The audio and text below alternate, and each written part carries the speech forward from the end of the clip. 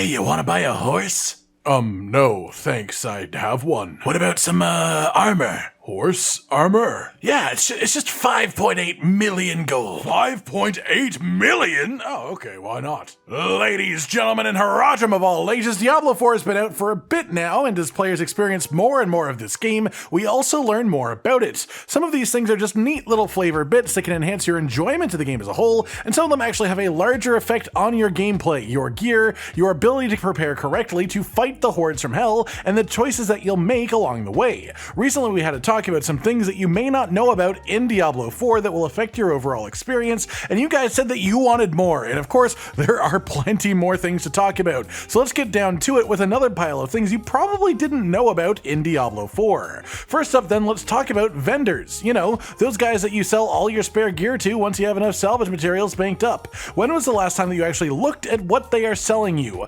Because starting at level 53, they will sell you sacred gear. Starting at level 73, they will start to sell you ancestral gear too. The gear that they have is entirely random, which may not sound like a good thing, but of course the benefit to pure randomness is that it can also be insanely good on occasion. For example, this Reddit post by user Wonton showing an item power 821 chest piece at the vendor, which is essentially right at the top of the cap of item power from a vendor. Obviously the actual stats on this item itself aren't ideal, but this shows factually that vendors can sell items of absolutely obscene item power level. Even if they don't sell legendaries and uniques, they can sell you rares that you can imprint upon. All of this to say, check your vendors. They reset once an hour at the exact switch of 1 hour to the next. All weapon vendors across the entire map are synced to each other. All armor vendors across the map are synced as well. So essentially just check one weapon vendor and one armor vendor every hour that you are playing, because they may well have an incredibly powerful item that you can purchase for a somewhat reasonable price considering what it could be.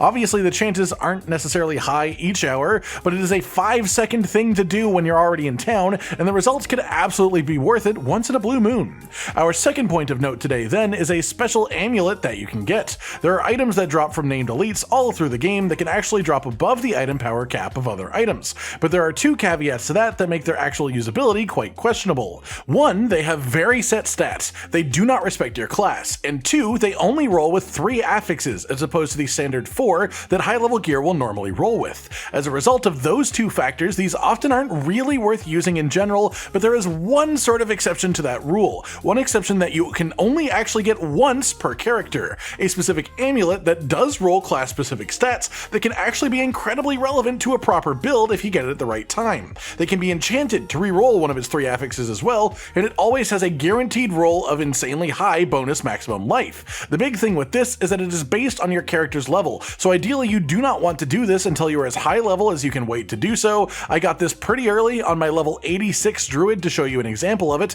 and for that character this neck actually rolled pretty badly. It got plus 14% healing received, plus 720 maximum life, which is actually a pretty low roll for this, and then plus 10.5% movement speed, which is nice to have anyways. But the thing is, here's an example of an actually really good roll from a level 100 rogue who got it to drop at 791 with a whopping 2038 bonus maximum life, which isn't even a stat that again can normally roll on amulets, 3 ranks to all of their agility skills, and then they enchanted it to have 3 ranks to a strong passive as well. 2000 life from a single item is pretty nuts, especially a slot where it can't normally come from, so let's talk about how you actually get this. Unlike the other unique rare items, it's not something you can farm on repeat, it is the reward from a questline that you can only do once per character. Specifically, this questline starts with a question of self, which is located at this location in Hawazar. Then you can just follow the steps, it'll progress you to the next quest in the quest line just automatically, so just keep going until you get to the end, which will give you this amulet as a reward. Again, this is best done as late as you possibly can, but that max life bump can absolutely be tempting earlier on, I get it. I want it now. Third, today we have a tip that will help your alts, your secondary characters, be much stronger much earlier than they otherwise would be. Let's say you're playing on your main and a unique item drops. Excitement! Who doesn't love a good unique, right? But you pick it up and it is a duplicate of one that you already have. What would you do in that situation? Most people would compare the stats between the new one and the old one that you have in your stash, then sell off the weaker of the two. But I'm about to tell you that is probably the wrong choice, especially for uniques that work for multiple classes. Why? Quite simply, level requirements. requirement. When a unique drops, it will have a level requirement that matches your current level on your current character, which may not matter for your main character, but it does for any alts that you make in the future. If you have a level 60 required temerity, for example, then you get a new one at level 80 that has better rolls in every sense. You should actually keep both of them, rather than just jumping off the level 60 one, because that level 60 can be used on an alt the second that it reaches that level. It's a simple thought, really, but it's something that never occurred to me until I made my second character and started running into the sadness of having uniques that I could not equip yet. Hell, my Barbarian has Barbarian uniques sitting in the stash that it still cannot use because they dropped on my Druid at a higher level. So basically, save the best version of each unique, but also save the lowest level requirement of any unique that works for multiple classes. But your response to that may well be, hey, how do I do that? The stash just has way too little space in it. How am I supposed to keep multiple copies of every unique that I get? Into that, I bring you to point number 4,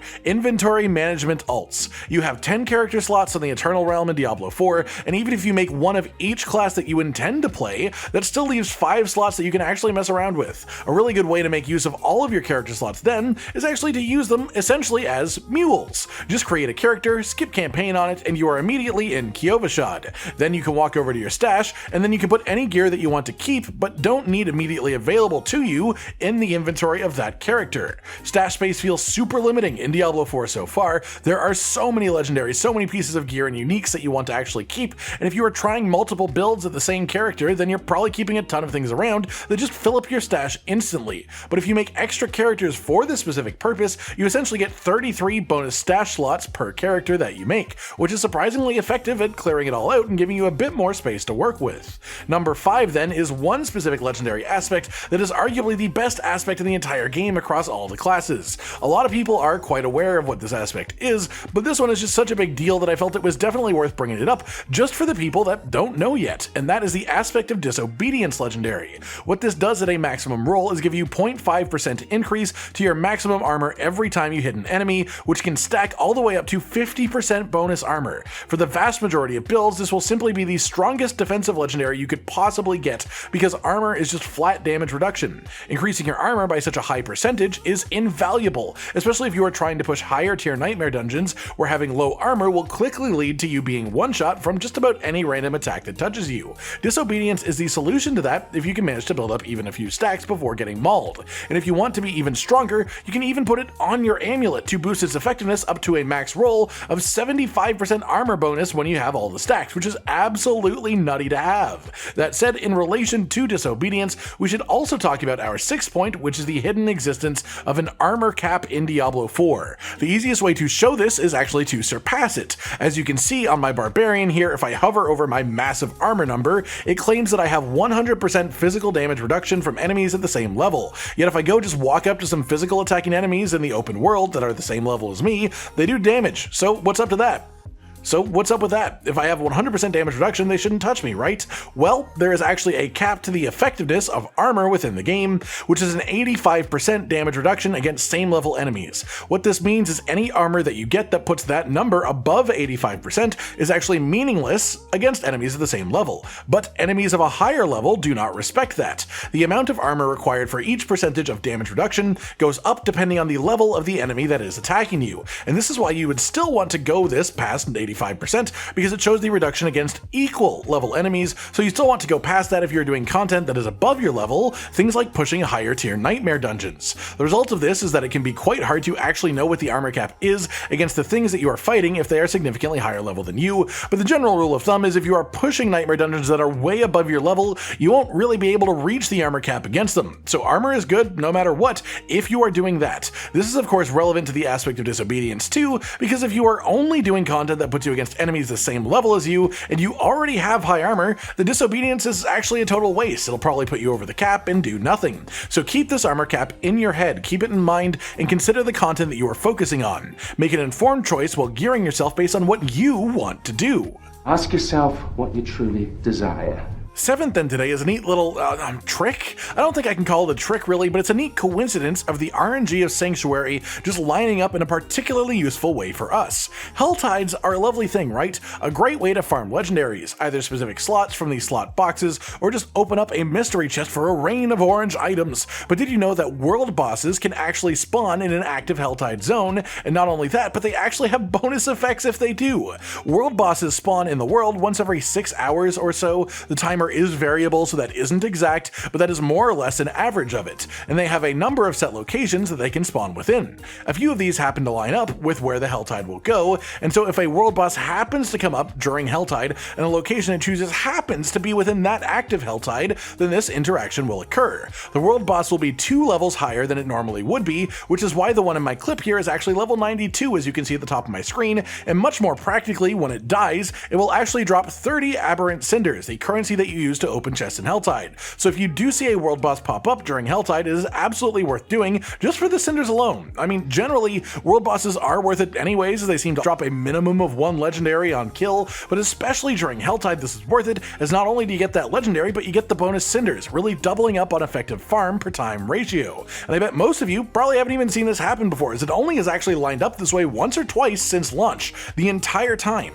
After that, let's talk about our good friend the Alchemist that you can find in every capital city. They upgrade your potions, which of course we all know about. They can craft elixirs, which of course we also all know about. But did you know that they can let you exchange some crafting resources for others? Yes, there is a resource refining section in here. This actually has a ton of options too. At first you may think it's just for plants to make crafting specific elixirs a bit easier, but if you scroll towards the bottom you'll see that you can even turn iron chunks into silver ore, or little bits of leather into superior leather. The ratio is pretty damn expensive for these things in particular, but if you have a buttload of iron chunks and absolutely no silver ore, and you're just a few pieces off of an upgrade that you want to do right now, this is something that you can do. It's a system that you can take advantage of, and the game doesn't really tell you that it's there unless you go looking for it. Obviously it's far less efficient than just going on like a mining run, as the exchange rate isn't great, but knowing that you have this as an option is important, and hey, here it is. Speaking of these materials though, there's something that I've only recently become aware that many players don't actually know,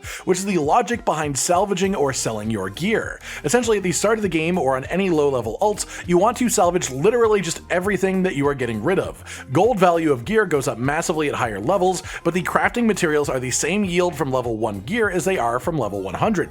So get materials early on and get the gold later on, because you'll get higher amounts of gold by doing that. That said, there are some more specific things to consider too. The materials that you use to upgrade gear are, for the most part, the exact same materials that you would get from salvaging it. Armor requires leathers and hides to upgrade, and gives you leathers and hides if you salvage it. Jewelry and weapons require iron and silver to upgrade, but also give you iron and silver if you salvage it. So let's say that you specifically run out of silver ore. That doesn't mean that you need to start salvaging everything that you want to get rid of. You should still sell off any armor that you don't want, but then just salvage the weapons and jewelry. Make sense? Finally then, let's talk about just a tiny neat interaction in the game, specifically for the silent chests and the whispering keys that you use to open them. This one is quite simple, and it's that whispering keys that are kept in your stash will still actually work to open silent chests. So if you really want to be able to just open these chests no matter where you are, no matter which of your characters that you are playing, that's the important part of this. So if you're someone who cares about the chests, just keep a nice healthy stock of them in your stash, and you can even open them on your alts, no problem. They take up 1 space in your stash, no big deal in the slightest. That's it for today then everyone, a nice little collection of things that you likely didn't know about in Diablo 4, from those that can help your journey long term, to broader concepts that the game doesn't choose to share with you, to even just interesting coincidences that can actually benefit you a fair amount. I hope you've enjoyed this breakdown, and of course let us know down in the comments if you know of any more things like this that you think the community should be made more aware of as a whole. Like if you liked the video, subscribe with the notification bell for more, and most importantly, ladies and gentlemen, until next time, stay sweet. Josh, Cotton, and Hollow with the videos, dropping the humor like a hammer on your tippy toes, bringing entertainment on a daily arrangement to take our insanity and turn it into entertainment. Yes, I said entertainment twice, to reiterate that it is nice to look into your faces on a mostly daily basis when you let us in your homes to make the whole world a stage. Goodbye.